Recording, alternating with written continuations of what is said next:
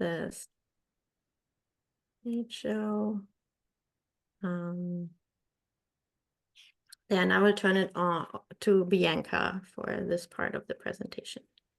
That's great. Thanks, Sonia. Yeah, I just wanted to introduce the organization. I do see familiar faces, so I do know that many people are familiar with ISPARC, which is Indigenous Sport, Physical Activity and Recreation Council, a long name, but the acronym is ISPARC. The organization began from the legacy of the 2008 North American Indigenous Games, which was held in Cowichan Traditional Territories. There are 3 founding organizations. That would be the First Nations Health Council, the BC Aboriginal Association of Friendship Centers, and Métis Nation BC. And so those organizations, after the Cowichan North American Indigenous Games came together, signed a historic agreement that formed this organization, which is a provincial sport organization, and is established with the purpose of improving the health outcomes of Indigenous peoples by supporting and encouraging physically active individuals, families, and communities. The programs and services delivered by ISPARC are designed to build capacity and increase access to sport, recreation, and physical activity in First Nations communities, Métis chartered communities, Aboriginal friendship centers, schools, and other delivery agencies throughout the province. We're joining today from one section of ISPARC, which is the Healthy Living Division. And so there's 4 key areas within the Healthy Living Division. The first one is physical activity. The second one is healthy eating, respecting tobacco, and healthy communities. And so the food systems program is nestled in under that division with the goal of promoting healthy eating through kind of like a rooted approach by supporting food sovereignty and food security. So we're really trying to support communities in a way that supports like self-determination and food sovereignty in the unceded and ancestral territories within BC. So that is a bit about ISPARC and how the food systems program fits in with the programming. Thank you. Thank you, Bianca. I'm just going to continue with a quick introduction to the food systems program itself. So the purpose and focus of this program is to provide Indigenous communities in British Columbia with resources to assist and support them on their journey to food security and food sovereignty, however this may look for them. The program provides grants for initiatives that are community-led and focus on capacity building and also networking and knowledge sharing opportunities through virtual and in-person gatherings. It has done so since 2009 when it was created as part of the Access to Produce in Rural and Remote Communities initiative.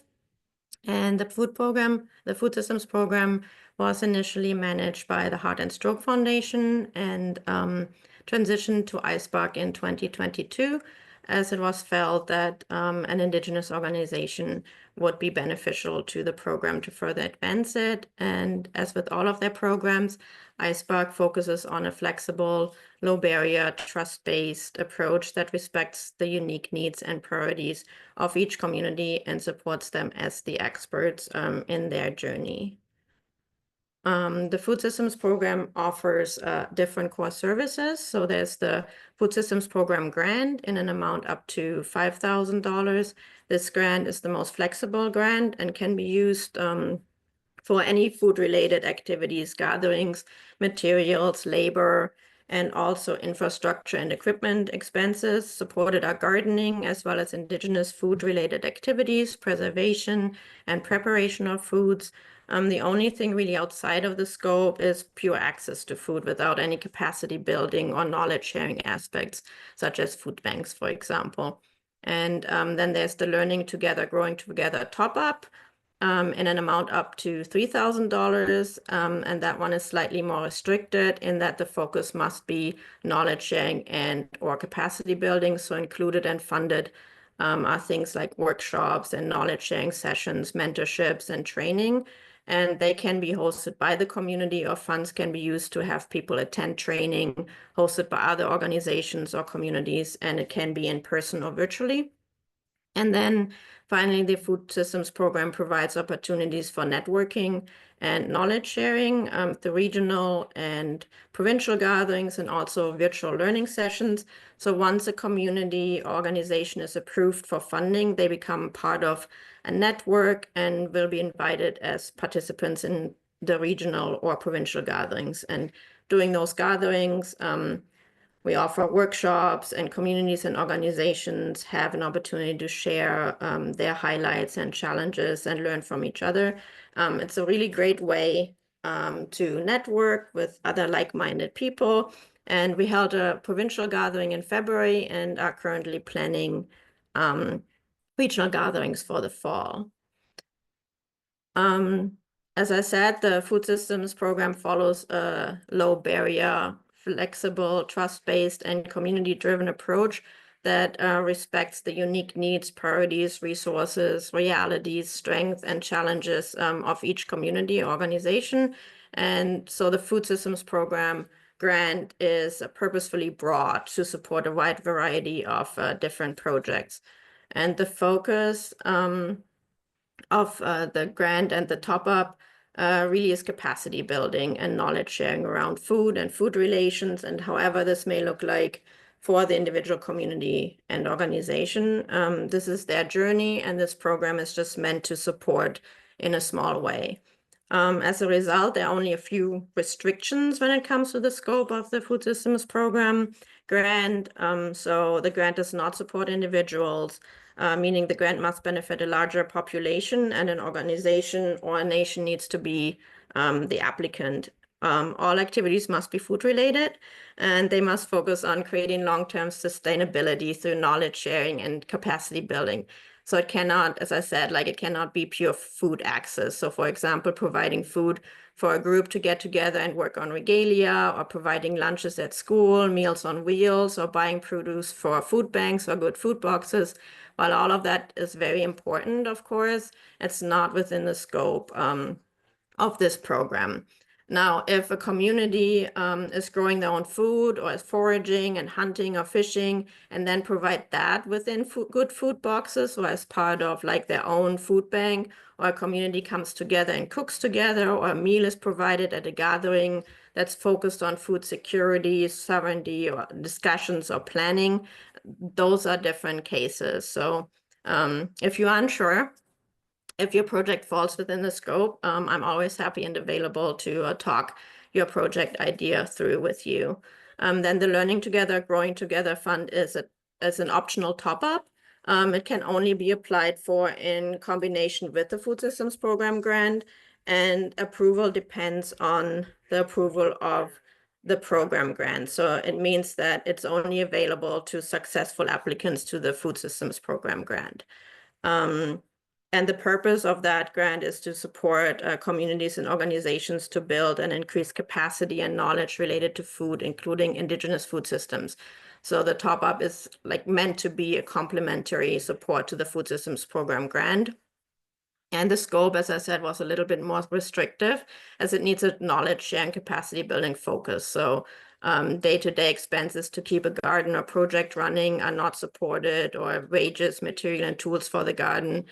That being said, if it's specific to a workshop, like canning jars or seeds or pots and soil for a planting workshop, honoraria and facilitation fees, these are within the scope. I just want to briefly touch on some examples of funded projects in the past. So in the past year, we had a few schools that integrated knowledge centered around food into their curriculum. Some focused on indigenous food knowledge, so bringing kids out on the land, and others focused on growing food in school gardens and teaching kids how to care for plants, harvest them, prepare and preserve. There's projects that are working on revitalizing and restoring historical harvesting areas and managing practices based on teachings and protocols, mapping their territory, and developing knowledge books and calendars, including protocols, language, and ceremonies. There's communities in the program that are very remote, and most of their funding actually goes to transportation. There's bigger scale farms and just a few garden boxes in some communities. There's some infrastructure programs, and a lot of communities and organizations are also using these funds to complement other funds that have been received, such as bringing a more hands-on approach to a planned workshop series, or prolonging activities, or including more people.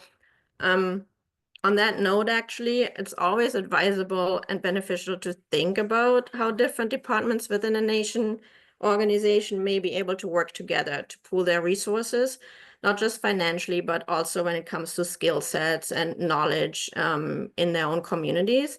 Also considering maybe if there may be like businesses or organizations in the area that could be interested in partnerships that could be beneficial for both sides. So there's lots of opportunities, lots of different projects.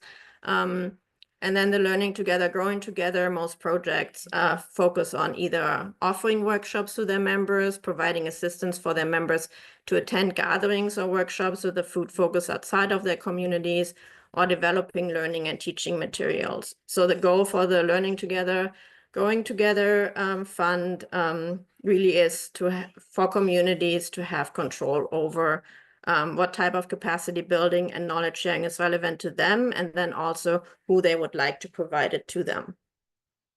So as you can see, there's lots of possibilities, and all of us are always happy to discuss your options. If you have a project idea or a plan and you're unsure whether it fits within the scope of the Food Systems Program or the Learning Together, Growing Together Fund, please do not hesitate to reach out. Some of our eligibility criteria for the Food Systems Program grant. So the community organization has to be based in BC. It has to be a First Nations and First Nations communities, or Indigenous-led organizations, or organizations serving Indigenous populations. So individuals are not eligible, and communities that previously received funding through the Food Systems Program are always eligible to reapply, provided they are in good standing. And some eligible projects within the Food Systems Program grant, they must serve and be to the benefit of Indigenous populations, including First Nations, Inuit, Métis, and urban and away from home populations. The projects must include and be to the benefit of larger groups within the population and cannot serve just one family or a small fraction of the population. The projects should have or include a focus on capacity building and knowledge sharing, and be connected to a longer-term community vision. And organizations who are not Indigenous-led but serve Indigenous populations must demonstrate that projects are led by and/or guided by Indigenous people. This is important for public schools, for example. For the Learning Together, Growing Together fund, eligible are all BC-based Indigenous communities and organizations. If you received the Learning Together, Growing Together top-up in the previous year, you have to report on all activities before you are eligible to apply again this year. And approval of this top-up in part depends on the Food Systems Program grant being approved. So you can receive the Food Systems Program grant without the top-up, but you cannot receive the top-up without the Food Systems Program grant. And eligible expenses here are like hire elders and knowledge holders as needed, materials necessary to deliver the workshops, creation of educational material, workshop-related expenses and transportations, and registration fees if you are supporting people to attend workshops from external organizations. So ineligible expenses are really like your day-to-day operations, like materials for the garden, general labor, administration fees, or similar costs. So all information that I just shared can also be found on our website. The link is here in the middle. There are also examples and frequently asked questions on that website. And the food systems program information there can be found under the Healthy Living drop-down menu, as it is part of the Healthy Living team. And if you want to stay up to date on information about the program, you can also join the newsletter by scanning this nice QR code here. And as I said, we're always available for questions. So you can send me an email. My email is down here. So now that we covered those parts of the grant, I will go into a little bit more detail about the granting program, the granting platform, sorry, and the application itself. First, about the process. So we are planning to launch the grant in May, so this month. For those of you who have received grants last year and are still working on completing activities, please try and have them completed in a meaningful way at your earliest convenience so that you remain eligible for this year's funding.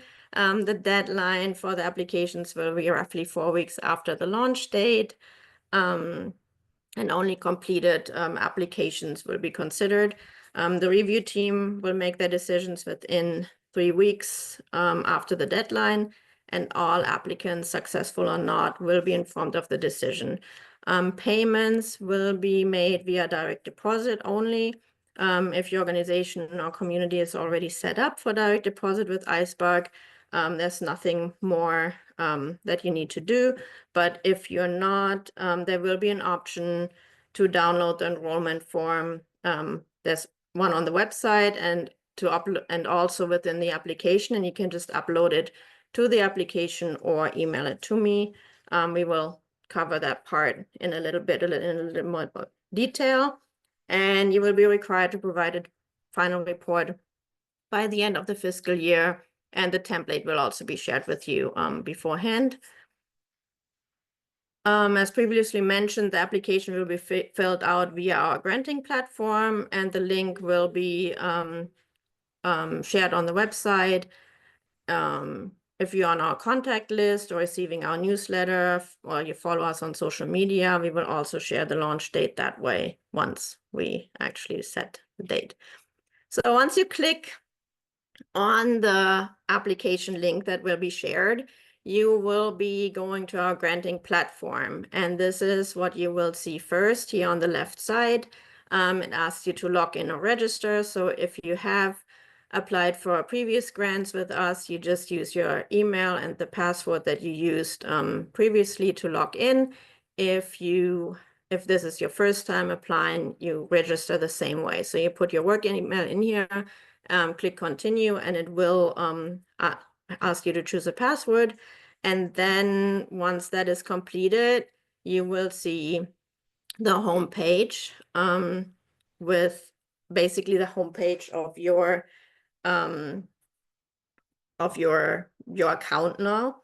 Down at the bottom where you see final report now, this is where you will find the application. It's not live yet, so it's not there, but it will be down here and you can start it right from here.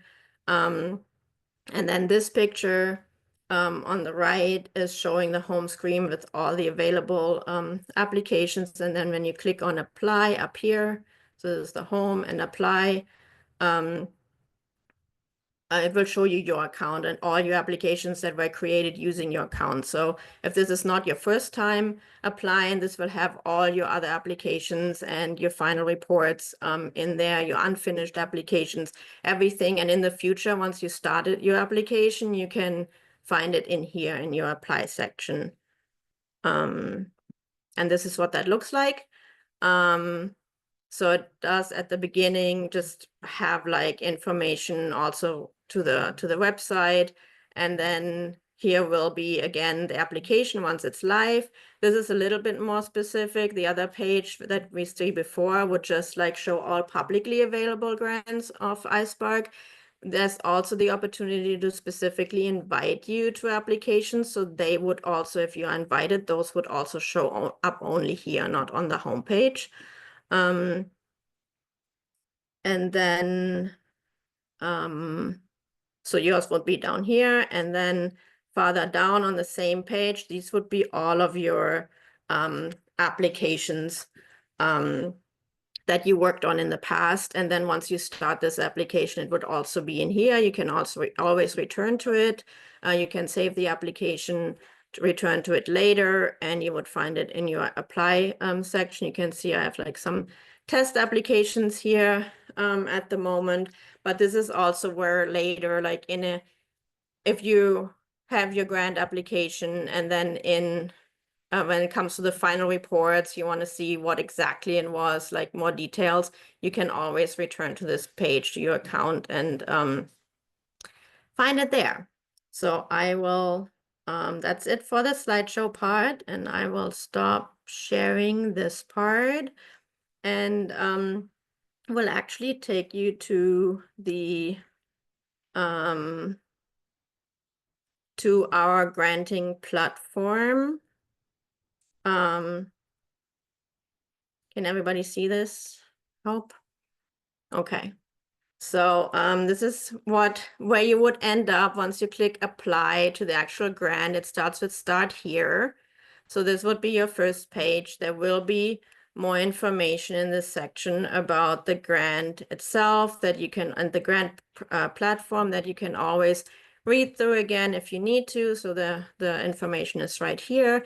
This information is all information that you will not really be able to share to change. This will just be the name that you registered under with your email address. The only thing to note here is that what we ask you to do is that where it says here applicant's first and last name, it's also in the up here, but to not put your own name in, but actually the legal name of the organization and the First Nation that you're applying for or under on behalf of. So we ask you to put their name here instead of your name. It's also in the information, will also be in the information here if you forget. And once you put that in, you always click save and next on the bottom. And this will lead you to the next step, the eligibility criteria. Until you are approved, it's approved that you're eligible, you will not really have access to the rest of the application. And this, but it will take you there, like it will take you there automatically when you hit save and next. So this will have criteria, again, your eligibility criteria again. And then it just has a lot of yes and no questions. Please answer all of these truthfully. And then down here, it will usually say check eligibility. So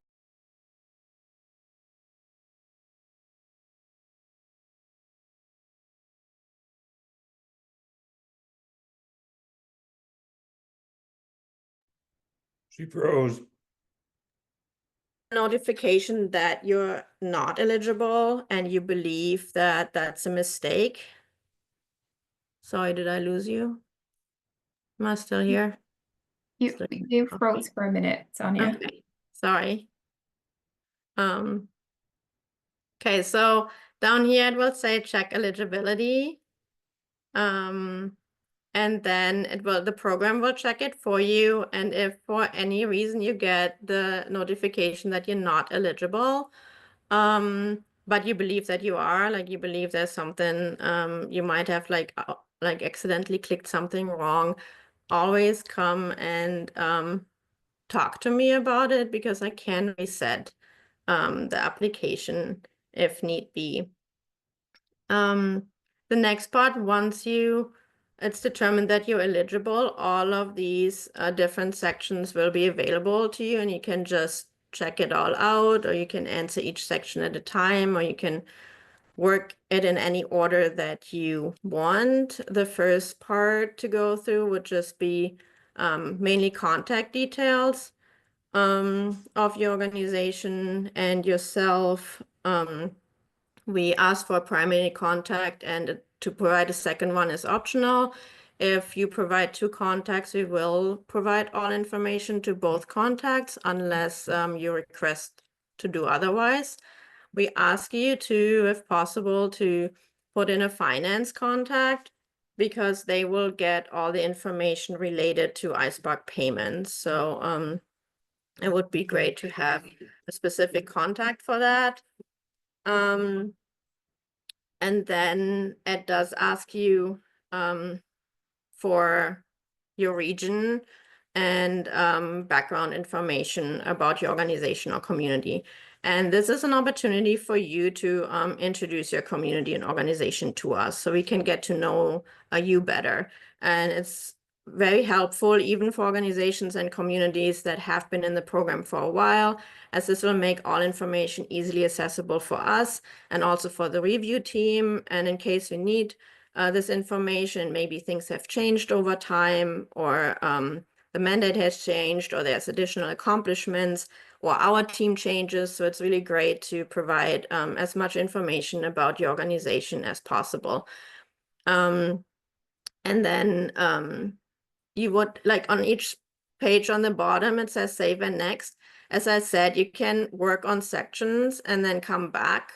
The important part is to always hit save and next before you close the application, before you decide to go to a different section, just so that it actually saves. And then once you hit that, it's automatically getting you to the next, to the actual application and the content of the application. And so this will be all the information to be filled out for the food systems grant and the Learning Together, Growing Together application. You see there's some areas in gray. Those are sections that actually only show up if you would click other here. For example, this would show up. Once it does show up for you, it is a required part to fill out. You also see like sometimes there's additional information on the side to help you out. Some of it has like just more detail of what we expect from you in that part to help you out. I would really like to take a moment to talk about our expectations. While it's true that we are trying to be as flexible and low barrier as possible, there is certain information that we do require for our decision-making process and for our understanding. And I know some of the people applying have been in the program for quite a while, and it's tempting to think that we know your project and your organization inside out. And there's a chance that we do to some extent, but we never know as much detail as you guys do. And we are working with over 80 communities now, and there's a lot going on and a lot of changes happening. We also have external review teams to look at the applications. So to keep it easy for us and for you, just tell us a little bit about yourself, your organization, community, your project. Pretend we meet for the first time and you are sharing your story and passion with us. What is it that you want us to know? What is important for us to know? What makes your project special and relevant to your community and yourself? What are the activities that you have planned? And this does not have to be like formal in any way. However, I would recommend to spend some time on this part, because it's something that you can actually like reuse. Like you can save that information in a document and then reuse it for other grants that you apply to. And that way you don't have to start new with every grant every time you apply for grants. So it can be like a living document on your computer, and over time you can tweak it and add to it. So this year we're also playing with the idea of putting a minimum word count on this, although we're still talking about final numbers, so don't get hung up on that part. It's not so much important about the amount that you write, but really the details that you provide us to help us understand your project better, and that will like help with our review process a lot. And then for the project team, another important part, we understand that you may not have people in place, but you can always put like to be decided, and then the responsibilities and the skills and experience you would actually like to see in a person in that area.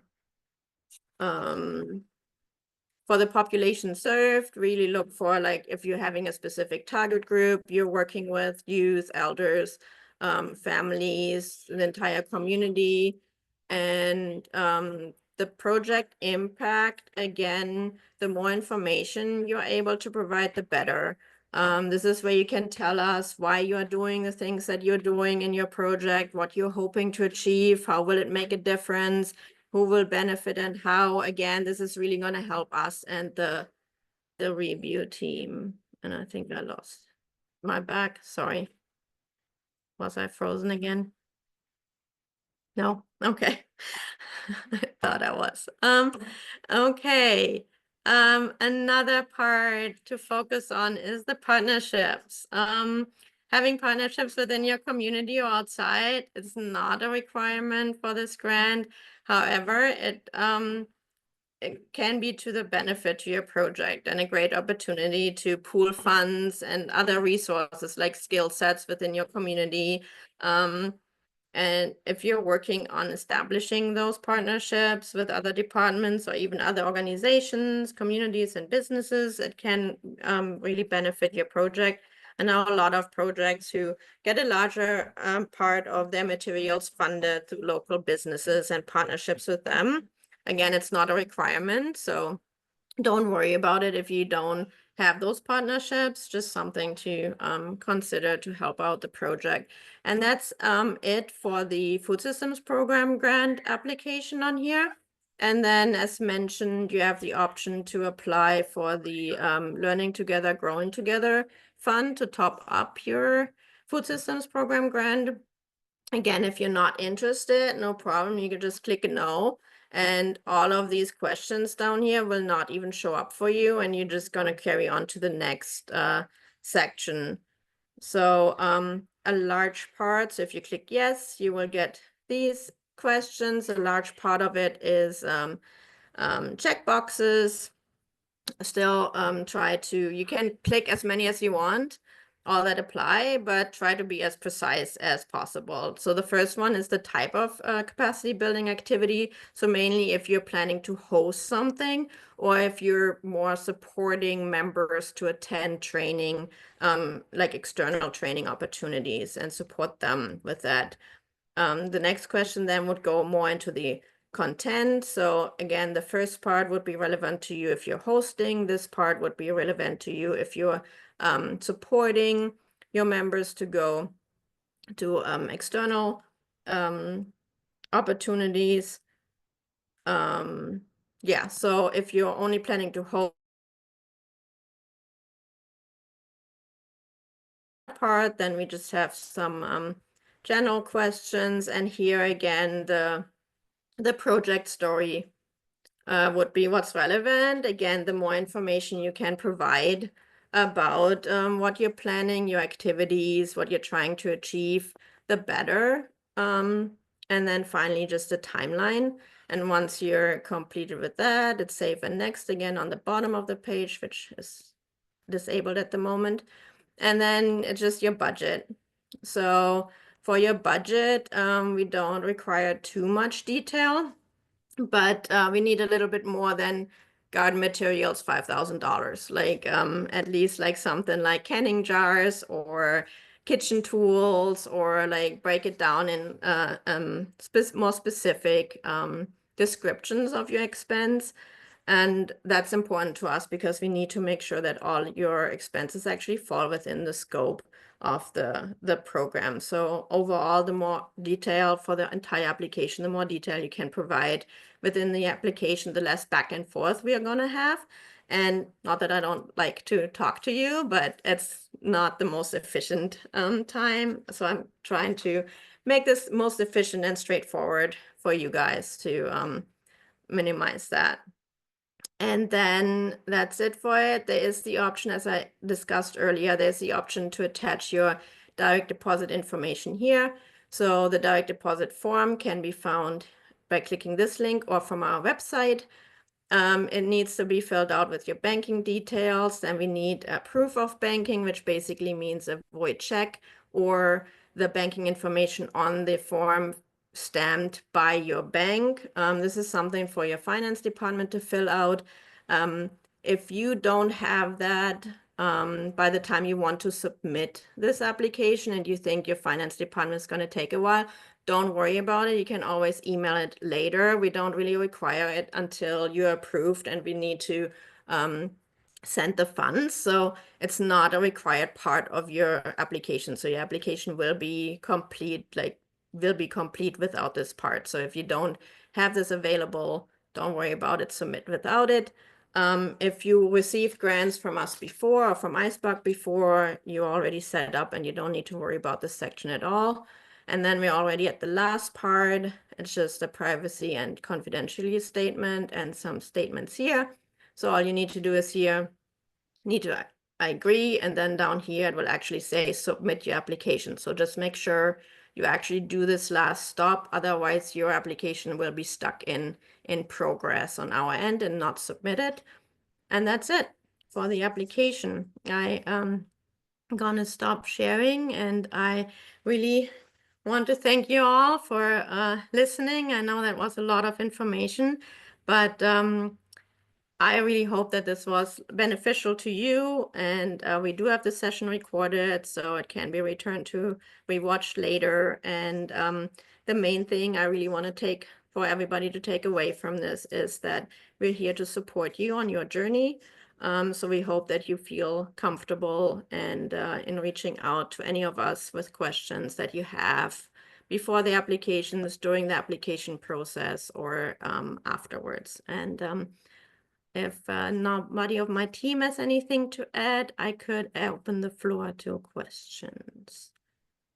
Yeah, just add a couple things, Anya. Thank you. That was like really thorough. And just want to like emphasize that like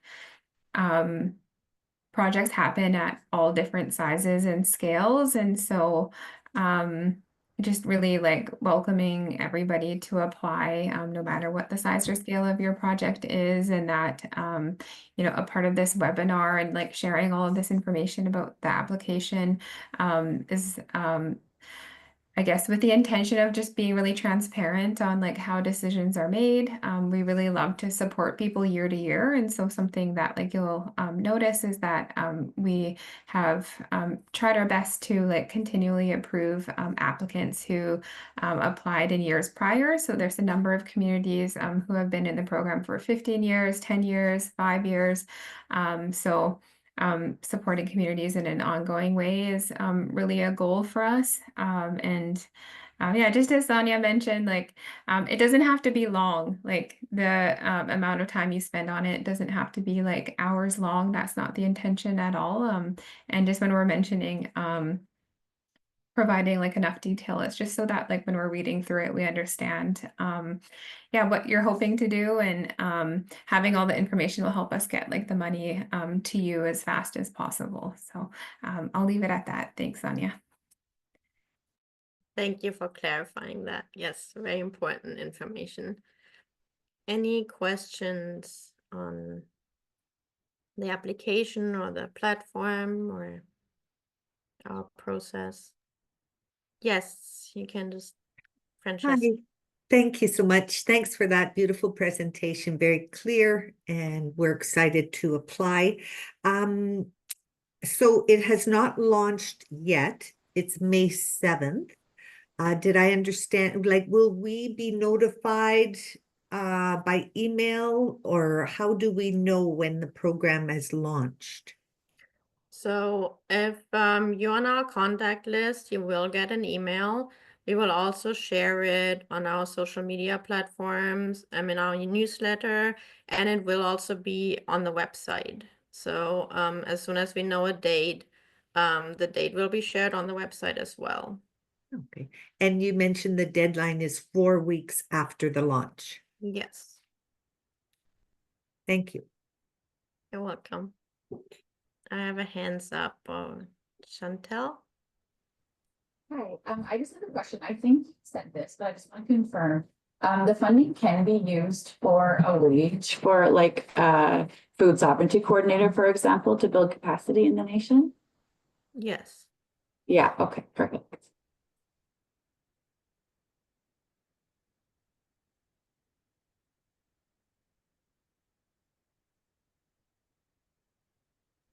Yeah, and just on the note of like the use of funds, like communities have applied it in all different kinds of ways. So sometimes like communities take this grant and hire help for like the community garden in the summer. And that's the only way that they use the funds. That's okay. Some people use it for a combination of expenses. How you apply it is very flexible. Thank you. Our Yeah. manager is usually the one to apply. He's been very busy, so Kyle and I want to take on that responsibility. I suspect he has opened an account, but could Kyle open a separate account so that we're not using our manager's email and password to reapply? You mean on the grant platform? Yes, Yes, you can you have several yeah, accounts? you can have several accounts. Like the accounts themselves will be connected to the person.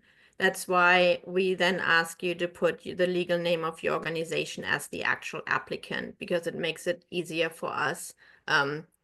Otherwise we just have different names in our list. Mhm. But yes, everybody, like, yeah, he can open his own account basically and then apply on behalf of the organization. Oh, okay. And I'm just wondering about I'm pretty sure that the nation received funding last year. And I'm just wondering, is there someone that we can contact to make sure that we're in good standing, that the final report from last year is Yeah. done, or That would be me. it would be you, Sonia? Okay, thank you. You can contact me and I can let you know about the final reports, and I can also send you the applications from last year if you don't have access to them, to help with final reports that have not been completed yet. And also if you're unsure, for example, if you're set up for direct deposit, I can also get that information to you, so you don't have to wait for your finance department to fill out forms that have already been filled out. Awesome. Thank you. Mhm. You're welcome. I have Not a question Yes. on the part there. Will the applicant be notified as well as the finance at the same time? Yes, so the finance contact will basically get the official notification from the payment system, so to speak. When the funds have been deposited or are going to be deposited, they will get that notification, and we will let the primary and secondary contact know as well when funds can be expected. Thank you. You're welcome.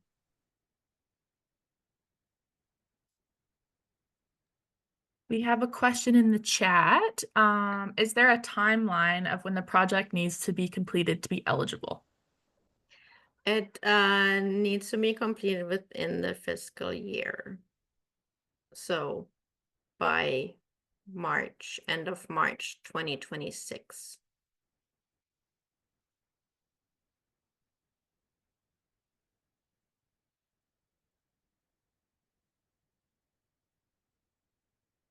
Are there other questions? Or any other? I have a question. Yes. When applicants are applying to the program and say if they budget for something that isn't actually eligible by mistake, will the grant team kind of flag that and try to help them with it, or is it kind of too bad, so sad? No, we will definitely get back to you. So if there is something in your application, like some information that we feel is missing, or if there is something that we are not sure if it is within the scope or it's not within the scope, we will definitely contact you and talk things through and give you an opportunity to clarify things or to change things, also in your budget. Yeah, that's like, just to make sure, that's why we're asking for as much detail as possible so that that process is as short as possible and we can get the funds to communities and organizations quicker. But it's not a, oops, yeah, too bad situation. Okay, thank you very much, Sonia. You're welcome.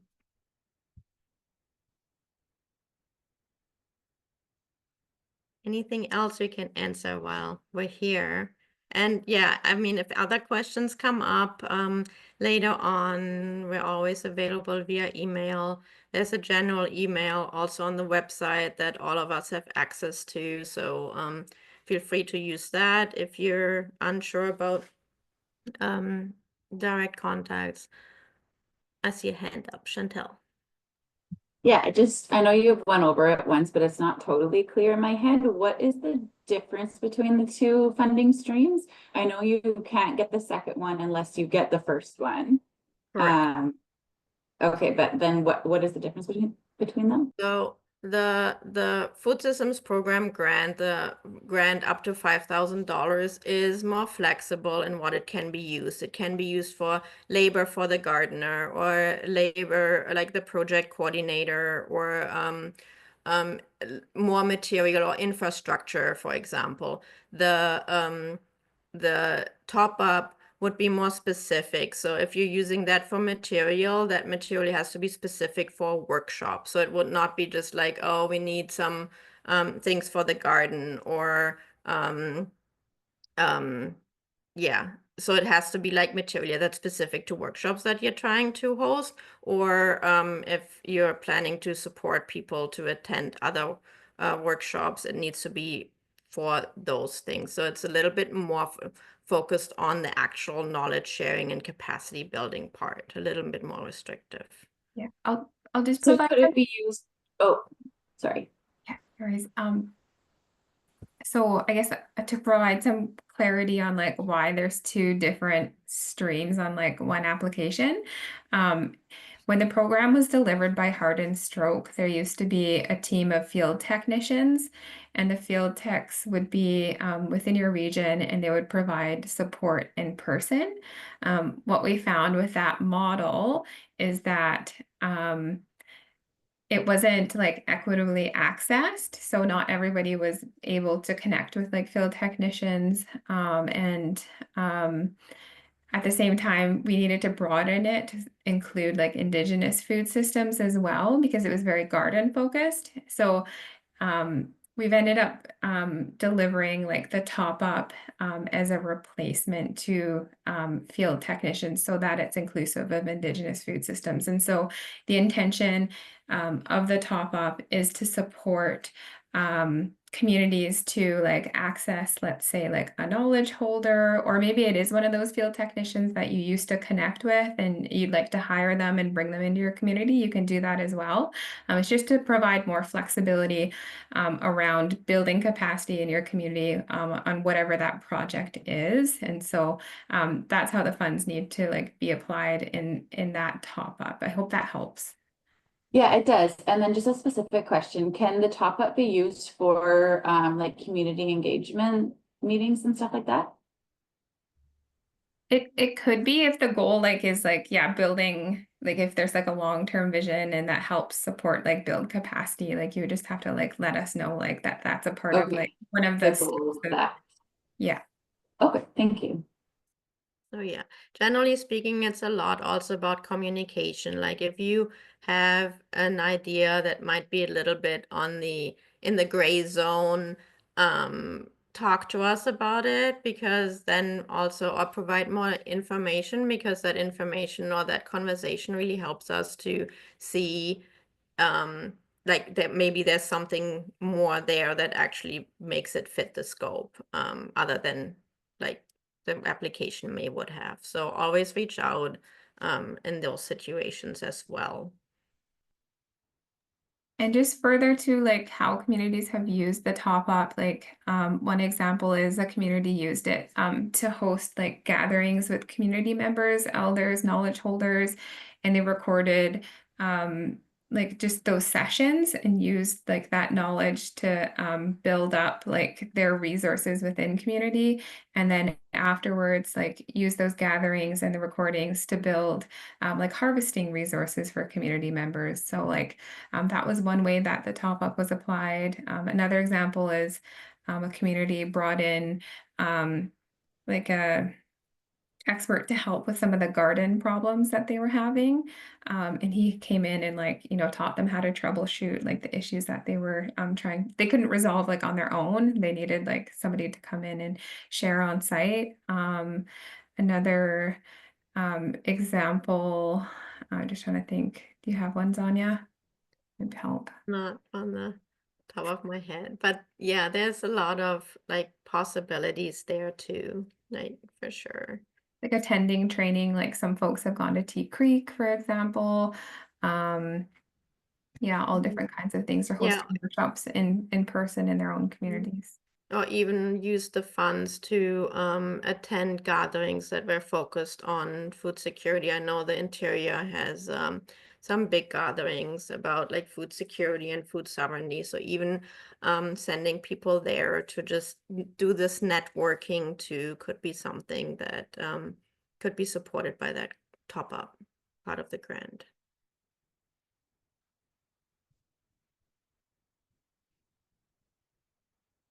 Okay. I want to be mindful of everybody's time, since we are on your guys' lunch break. So if there are no other pressing questions, I would close this here. And yes, please feel free to contact us if you have other questions that come up now, like right after this, over the week, or once even when the program, when we launch the grant and you see the application, because it's like a draft form. If you see the application and then there's questions that come up, like feel free to reach out at any time.